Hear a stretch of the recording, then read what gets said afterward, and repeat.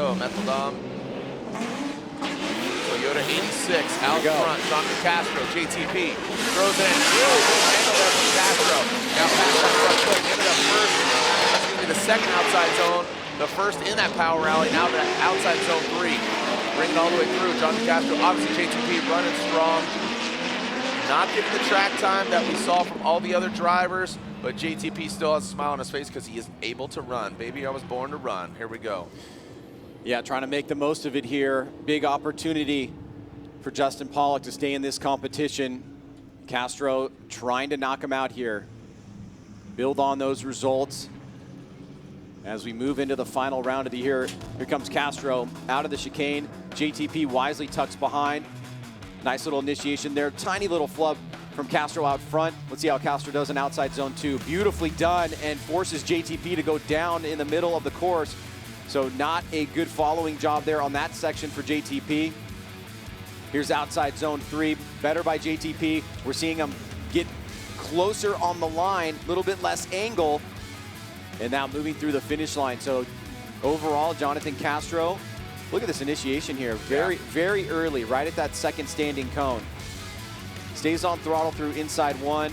2 is beautiful, it's right at the edge there, and Justin did not push out wide. JTP does better on outside zone 3. And this, we see this a lot. You can see Castro just getting into that zone a little bit late. Yeah. We are seeing guys not fill that zone completely. So that can be a point of difference, and really clearly seen from that drone overhead there on outside zone 4. All right, JTP gets the clean air. Let's see what he's got here out front. Jonathan Castro gonna chase him down. Wants to get that vote of confidence as Castro got knocked out early in 16.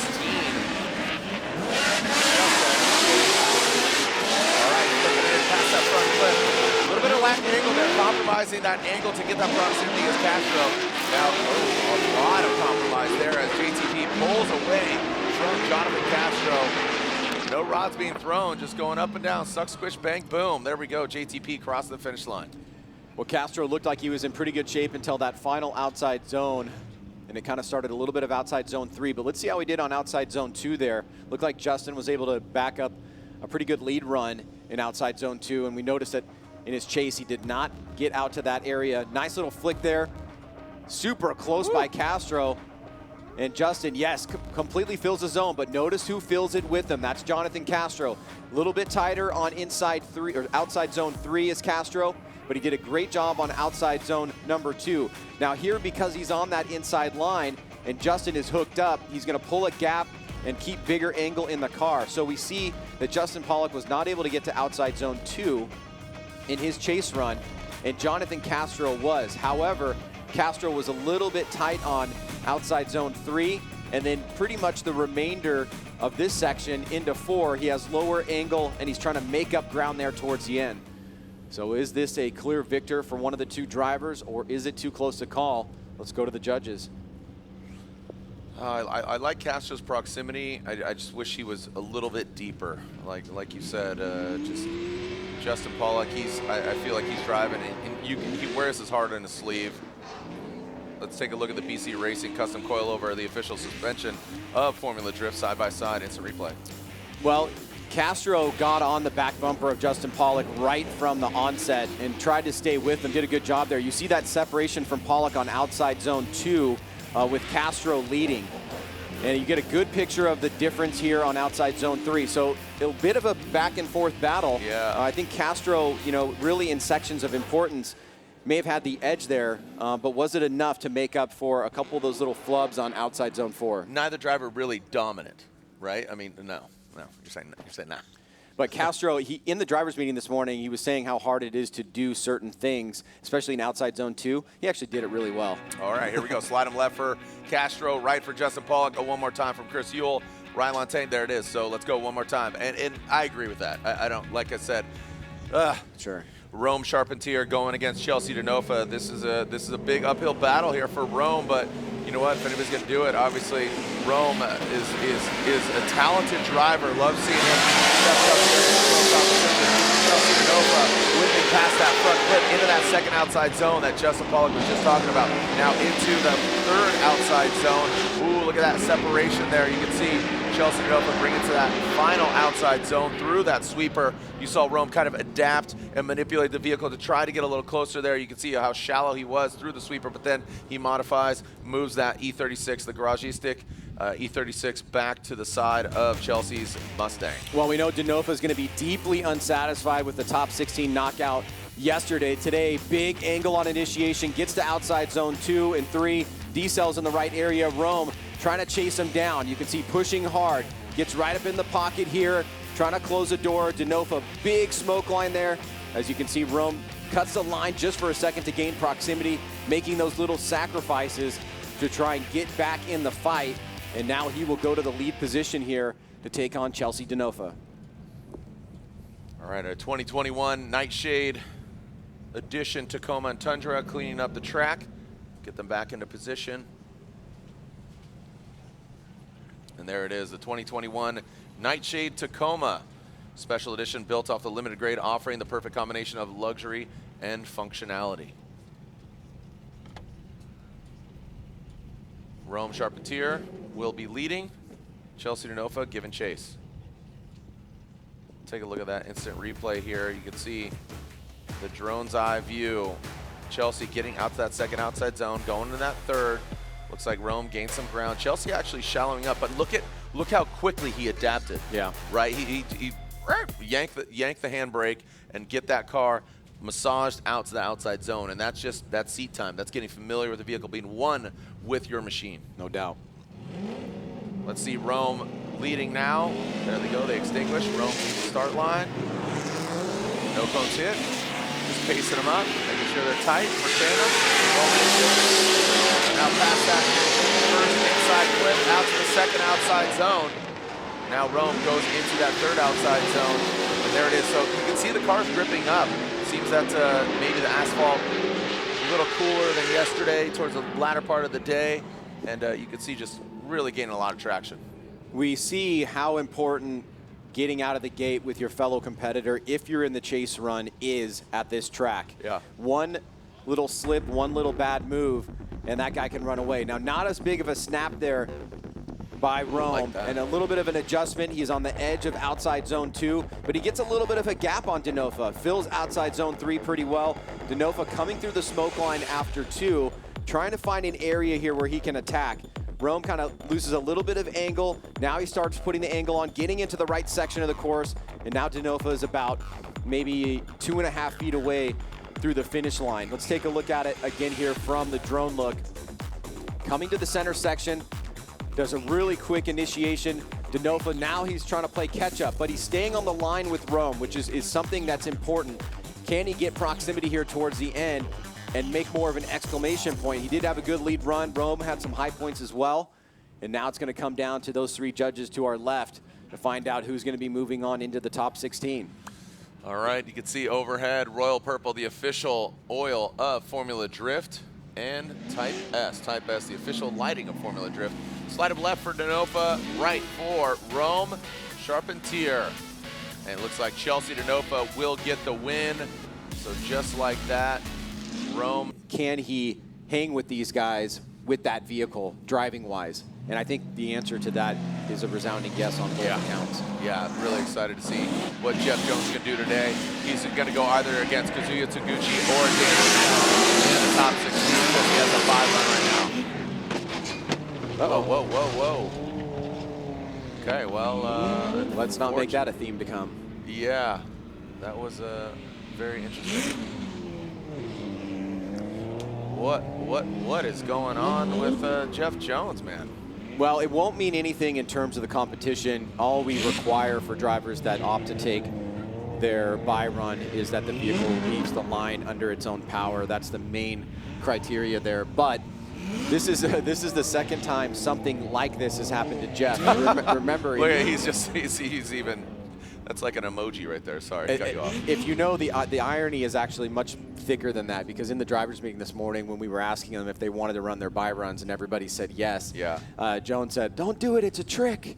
Oh, really? He was being comical because, remember, in Seattle, he opted to take his bye run, and in practice, literally maybe a few minutes before the top 32, he wrecked the car. That's right. And we heard from Lorette Nickel about what he did with some of his partners, that he had a belt that came loose, went into the wall, the car was not able to be fixed. And so it was a little bit of a curse there that he decided to take the top 32 run. Now here in this one, it's a bye run. He makes it to the bye run, but looks like something goes wrong for him about halfway through outside zone 2. And now he's, at least for the time being, sitting dead in the water. All right, he's just showing.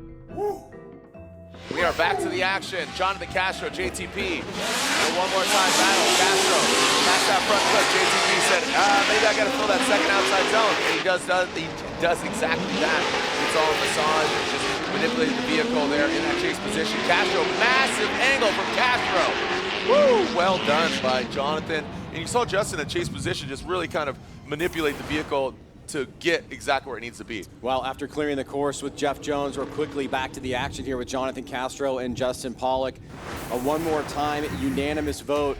Here it is with Castro in the lead. This time a nice little snap there in the initiation, looking pretty fluid here. A little bit of reduction of angle there by JTP in the chase, but did a much better job getting out to outside zone 2. Then JTP angles up in the chase, leaving outside zone 2, right into the pocket there.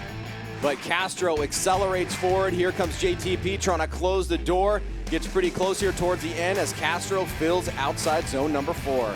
Yeah, I really liked what Castro did out there, and again, just Justin Pawlak doing a really good job, and we chuckled about it. I gotta fill that outside zone 2. Definitely fill that. So he did exactly that. Now he's got the clean air. He'll be out front. Don't leave in the judges' hands, fellas. We are ready to send cars. Ryan, we're almost halfway through our top 32 action. Let's see what we got. JTP, a contender coming into this round. Some unfortunate circumstances yesterday, but right now, gets that second outside zone. Castro right there in tow. Looks like both of them learned something. Ooh, pulling away. You see Justin getting in that outside zone. Castro shallowing up, taking a tighter line, but also getting gapped. Well, is it clear this time around as Justin and Castro head to find out who's going to be moving on? Big snap there by JTP, coming out blazing. Castro super close, but has to make an adjustment there and falls out of outside zone 2, drops a tire into outside zone 3, and then gets caught up here. Here it is coming through the power alley one more time. Castro's going to drop a tire right before outside zone 3, and that may have caused him to lose some momentum. Not hooking up the way that he wanted to, losing a little bit of angle. Now starting to edge closer, but had the damage been done there? Here it is, that snap from Justin. Castro will start off super close to Justin, but then right here, watch outside zone 2. He's gonna come off of it and lose a little bit of angle there. Drops that tire into outside zone 3, and then he's left playing catch up here. Cuts the line to gain proximity. And do we have a victor between these two guys? Coming out of this one more time as we take a look on board with Jeff Jones, getting off the flatbed there. We'll find out shortly if he's calling a competition timeout. Well, he's good. Oh. He's good, remember? Yeah, he's good. He's not going against anybody. You got tranced out, dude. You all right? I hope he doesn't call a competition timeout. Oh, JTP. He looked dialed. He looks really good. Here we go, right out of the gate. Boom, right into it. Up garage. S15 on GC Radial. Past that front flip. Oh my goodness, oh, no. Dan Burkett, where are you going, bud? Dan Burkett taking the wrong line. As Kazuya Taguchi continues on through the course, there's going to be a major advantage going the way of Taguchi in that up garage GT Radial S15. Dan Burkett, the Gear Wrench Next Entire Rad Industries Toyota Supra. Wrong side of that clip, bud. That inside clip is placed about 5 feet off of the rumble strips. So he had some room there, but I'm worried that maybe he went 4 tires off if he went too far to the right of it. Let's take a look at it. Taguchi wide swing it into outside zone 1. Burkett transitions too early. It looks like he stays on course. He stays on course. It was just hit it on the left-hand side of the vehicle, and thankfully he's able to kind of get back in the fight here. But as you said, Jared, really big mistake. Just transitioning too quickly. Gets on the other side there. Taguchi, great job out front. And Dan, with that tighter line, was able to gain proximity there, but then he loses a big amount of angle. May have had to almost kind of reinitiate. So 2 solid mistakes that may result possibly in an incomplete, because I know the judges, if there's a big factor of, or a big number of mistakes, they may give it incomplete potentially. Yeah, I see one guy shaking his head. It was a Canadian thumb that was up. Okay. And then I saw a Richmond, Virginia head. Oh, I see another American thumb actually. So yeah, this is a resounding. That's an incomplete. So Dan Burkett definitely has a big hill to climb here, but he does get the clean air. He's out front. We'll see if he can throw it down. And you know what? Crazy things have happened. Kazuya Taguchi chasing him down, could have a mistake. And we saw that yesterday. Remember, Kazuya had the win, and then he lost it in the last moments of that last outside zone sweeper. Here we go. Dan Burkett initiates into that first outside zone. Transition past that front clip. Kazuya Taguchi takes out the front clip, now into that third outside zone in the sweeper. Careful. Dan Burkett, yeah. Who are you saying careful to, me or Taguchi? Taguchi, okay. I assumed that, but all right, so Taguchi finishes it out, and with that incomplete by Rad Dan, unfortunately, not so rad for him.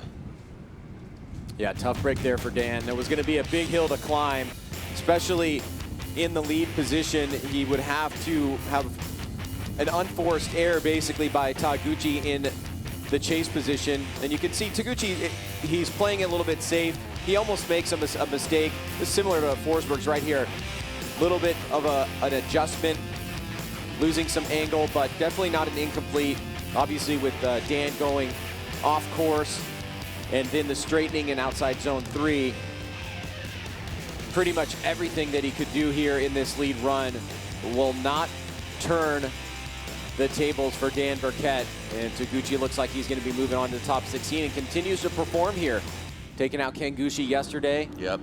And getting through his top 32 battle here today.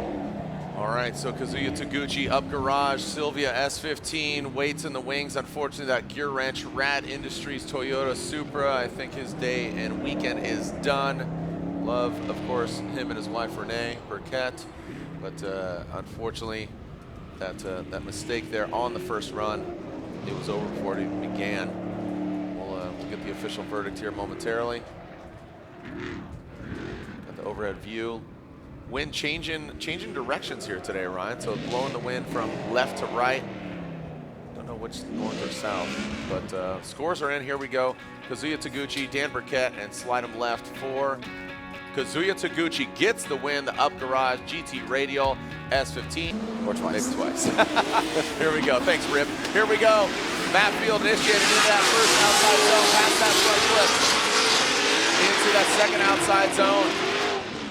Pulling through the power alley. Oh man, Ken Gushi wants some redemption from yesterday, but he's got to go through Matt Field, the beast of the bay. He's putting down a solid lead run, but just like Chelsea said, adding to that, just that millisecond off, and you are off the course or you're away from that vehicle. Yeah, Gushi does not want 232 drops, and he is got a tough contender here in Matt Field.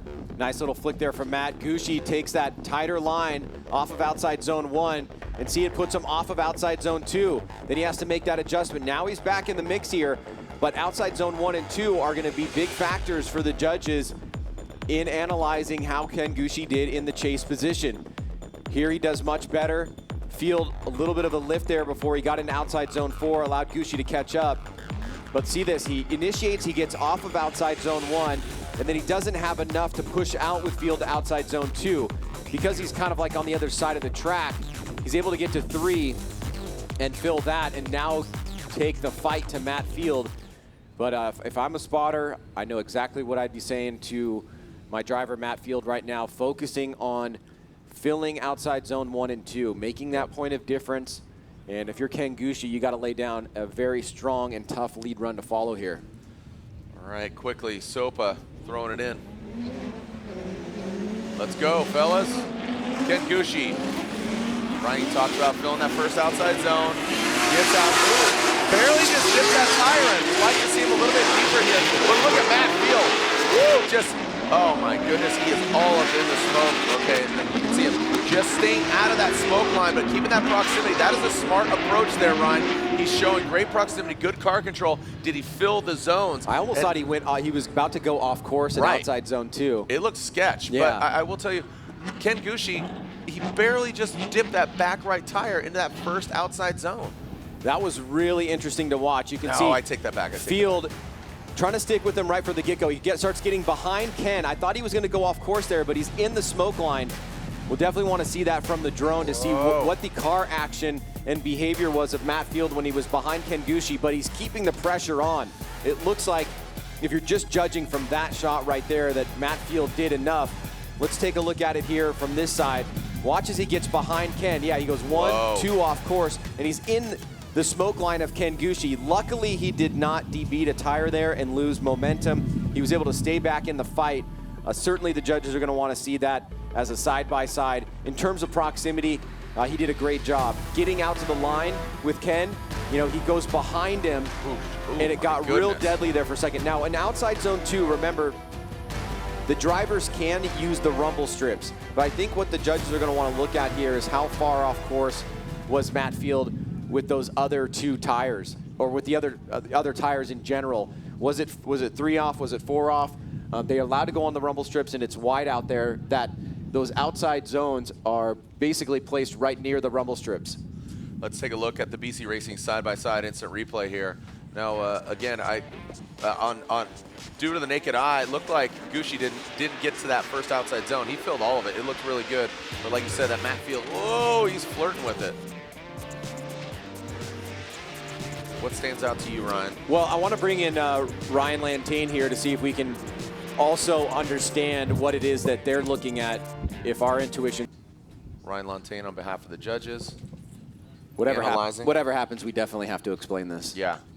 All right, slide him left for Matt Field, right for Ken Gushi. One more time from Ryan Lantain, and Brian Eggert says Matt Field gets the win. So 2-1. Out there just throwing it down, and it's actually a really fun track. It's just extremely hard. So it's the challenging part of it is very fun because you want to be able to conquer it, and the speed that we get from outer zone 2 into outer 3 and then straight back on the gas around that last turn of outer 4 is really awesome. It's a really fun part of the track. Ryan, thanks so much. Good luck today, guys. Thank you, Lorette. Went right in the side of Castro. Right now, it's twin BMWs, 2 very different setups. Here we go. Michael Essa out front. Dylan Hughes in the chase position. Michael Essa initiates. Let's see how he transitions back into that front clip. Well done by Michael Essa. Dylan Hughes back quite a bit. And Dylan Hughes now coming to that third outside zone through the sweeper. See Michael Essa pushing all the way out there. Dylan Hughes taking a bit of a shallower line than Michael Essa. It's amazing how quickly things can turn for your favor or against it. Dylan Hughes trying to battle back here today, drawing this 2013 champion of Michael Essa. Hughes good on the switchback, and nice job in the mimic here. Now coming into outside zone 3, Michael Essa gets in there pretty deep. Decent job by Hughes as he comes and tries to close a door. Slightly tighter line, using that to gain proximity here, but Michael Essa maxing out the angle and pushing through outside zone 4 through the finish line.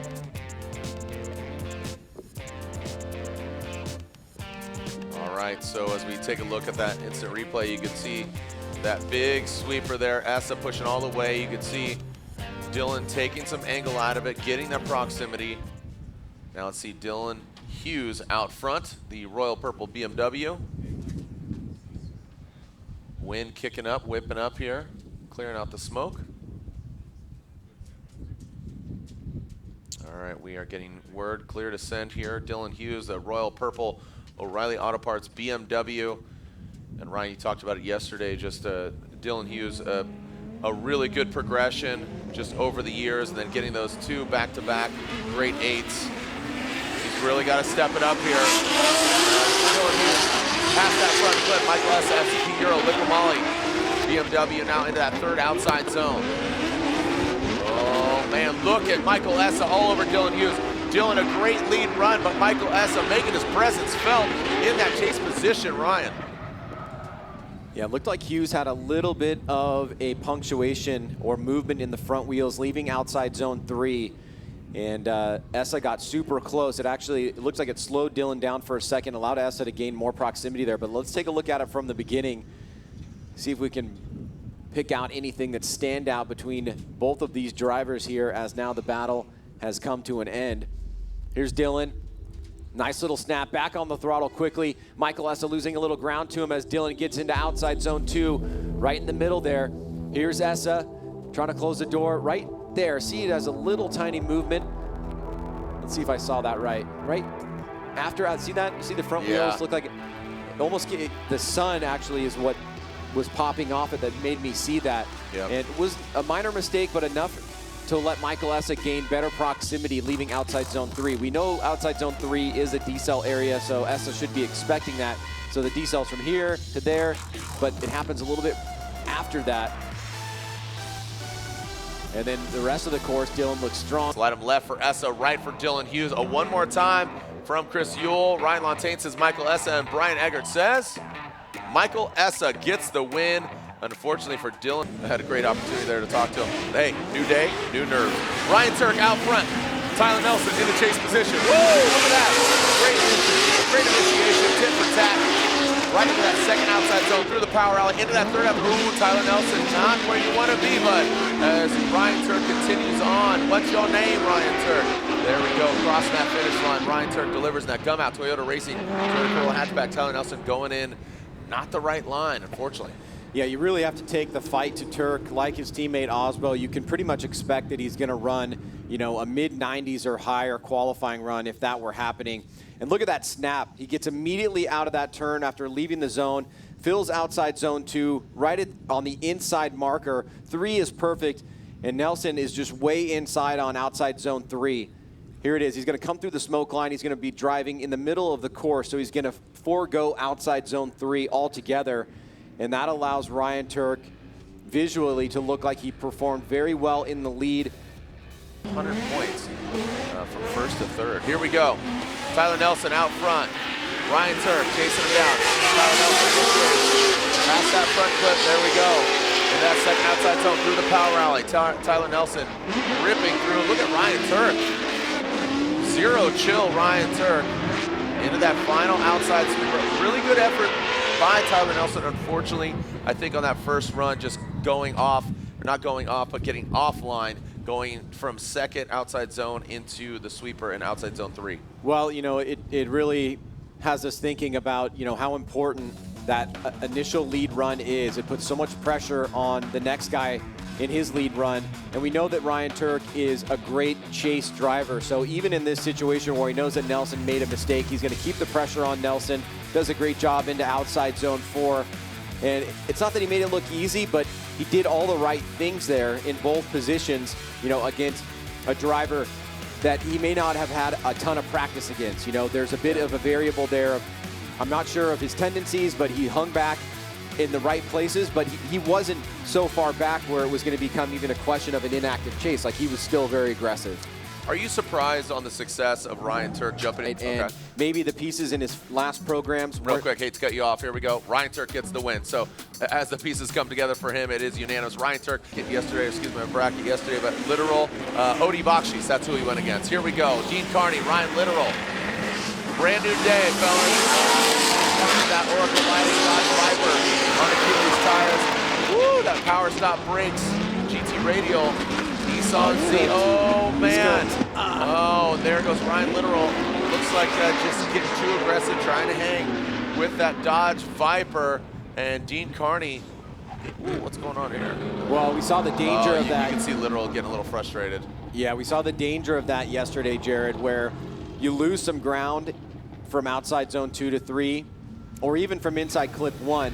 There's a tendency to want to fly through the course in this area, and he had angled down here, and as soon as this happens, you're pretty much cooked, because he lost angle. You know he needs to catch up. He drops that tire, but with Dean so much grip dialed into that car, super fast, it's going to be hard to catch him.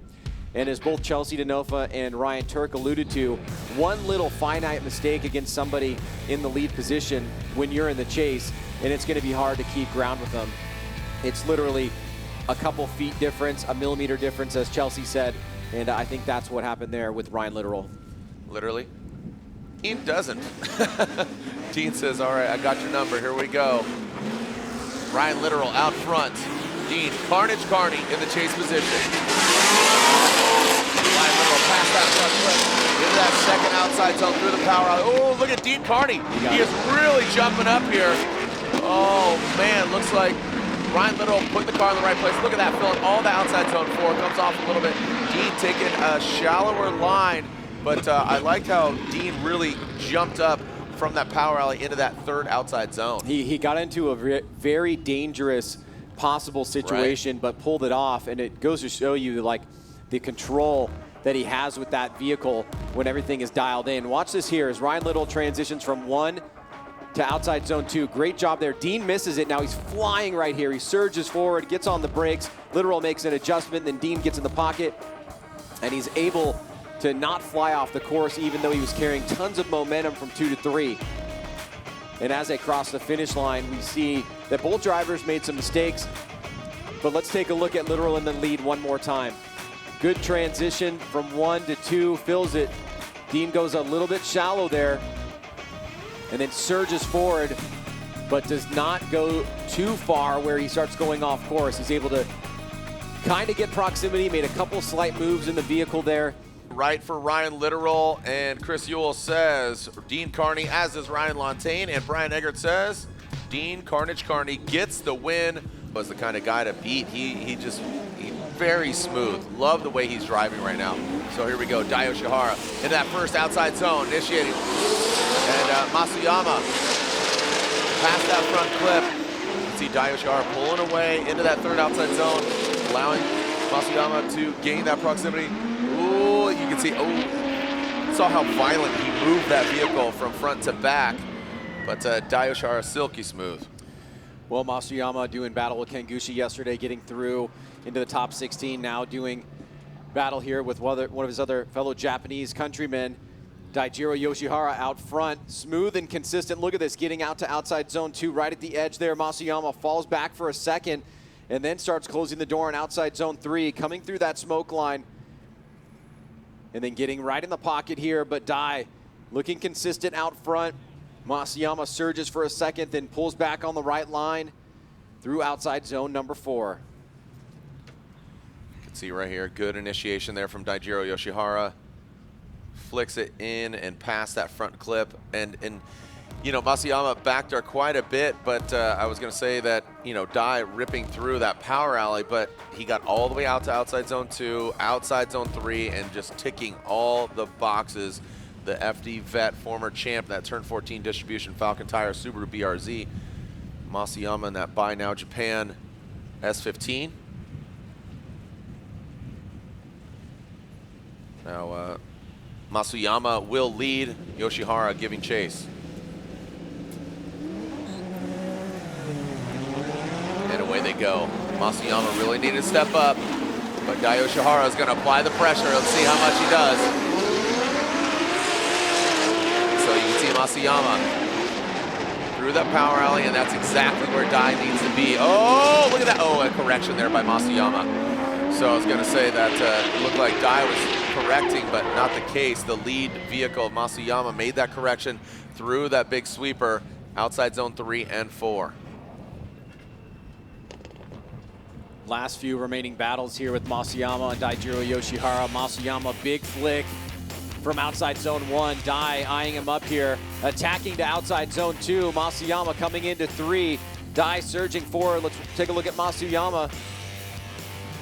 An area of consequence here. Masuyama out front, Dai closing it down. An adjustment there from Masuyama. Dai has to make that adjustment as well. And that may be too big of a mistake to overcome. Let's get a look from the drone here. Flying through outside zone 2 and 3. And then Masuyama right there, you can see, slows down for a second. And that may have been enough to affect Dai. I think that's the first thing that comes to my mind. Let's see if the judges agree.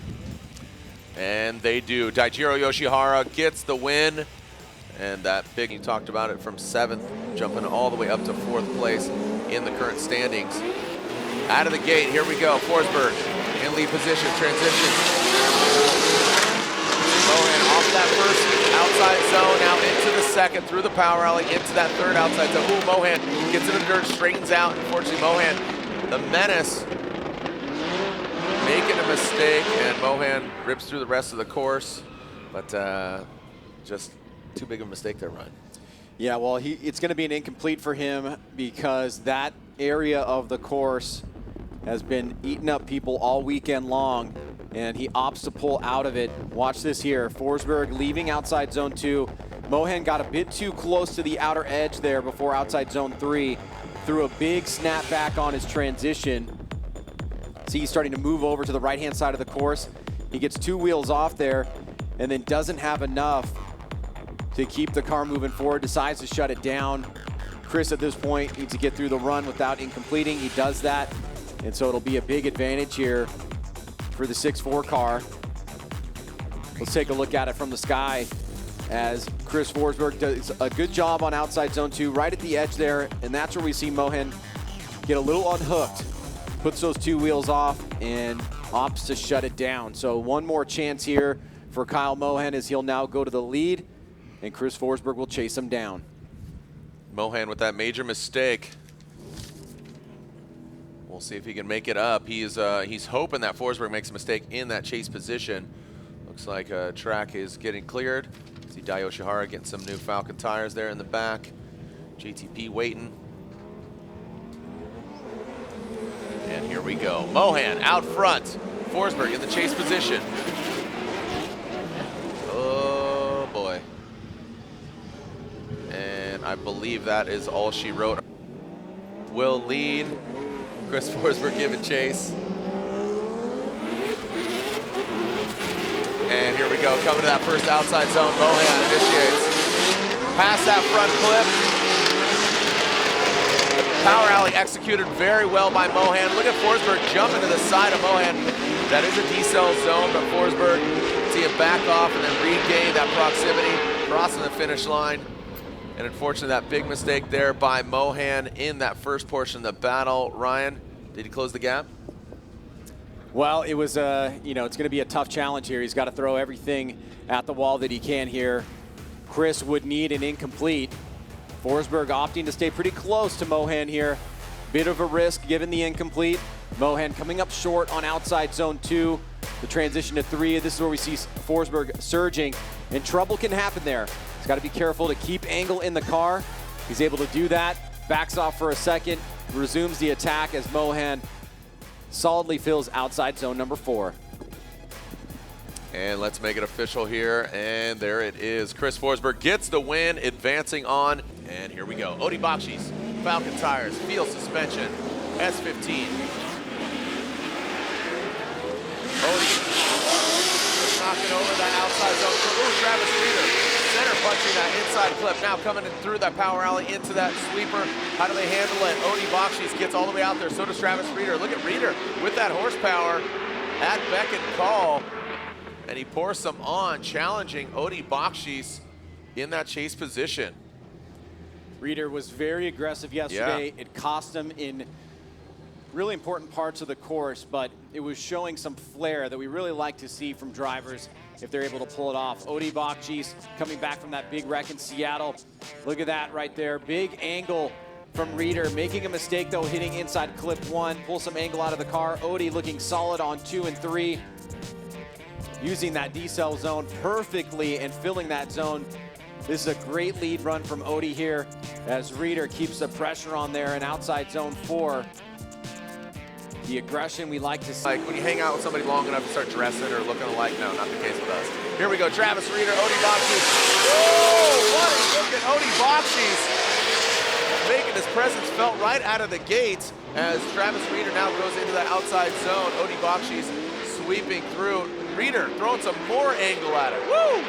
Nice job by Reeder, but man, right out of the gate, Ryan, Bakchis aggressive.